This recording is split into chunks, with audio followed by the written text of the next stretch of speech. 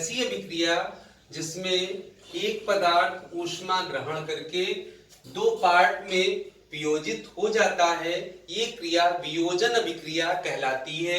आप देख रहे हैं, जैसे फॉर एग्जांपल ले, कैल्शियम कार्बोनेट को जब हम गर्म करते हैं, गर्म करने पर कैल्शियम ऑक्साइड तथा कार्बन डाइऑक्साइड दो भागों में वियोजित हो जाता है।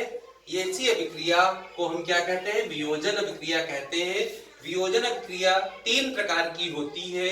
नंबर एक, प्रकाश अपघटन अभिक्रिया। जैसा कि आप नाम से क्लियर है कि प्रकाश की उपस्थिति में, तो ऐसी क्रिया जिसमें प्रकाश की उपस्थिति में कोई पदार्थ दो भागों में वियोजित हो जाता है, यह क्रिया प्रकाश अपघटन अभिक्रिया कहलाती है। फॉर एग्जाम्पल, जैसे HCl ले, हाइड्रोक्लोरिक अम्ल को प्रकाश की उपस्थिति में रखने पर प्रकाश की उपस्थिति के कारण ये दो भागों में हाइड्रोजन और क्लोरीन गैस में वियोजित हो जाता है। इस अभिक्रिया को हम प्रकाश अपघटन अभिक्रिया कहते हैं। दूसरा क्या आता है आपका? विद्युत अपघटन अभिक्रिया।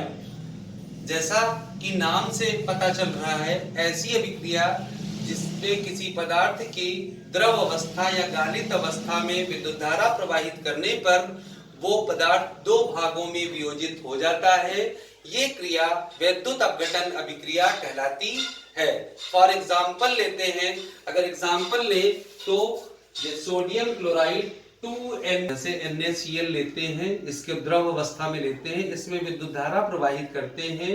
विद्युत धारा प्रवाहित करने पर ये सोडियम तथा क्लोरीन में अपघटित हो जाता है, तो ये क्रिया आपकी विद्युत अपघटन अभिक्रिया कहलाती है। अब तीसरी अभिक्रिया पर आते हैं, ऊष्मीय अपघटन अभिक्रिया। जैसा कि नाम से पता चल रहा है, ऐसी अभिक्रिया जिसमें ऊष्मा के अवशोषण के कारण कोई अभिक्रिया ऊष्मा ग्रहण करके, कोई पदार्थ ऊष्मा ग्रहण करके दो भागों में वियोजित हो जाता है, ये क्रिया ऊष्मीय वियोजन कहलाती है। फॉर एग्जाम्पल अगर ले तो कैल्शियम क्लोराइड, कैल्शियम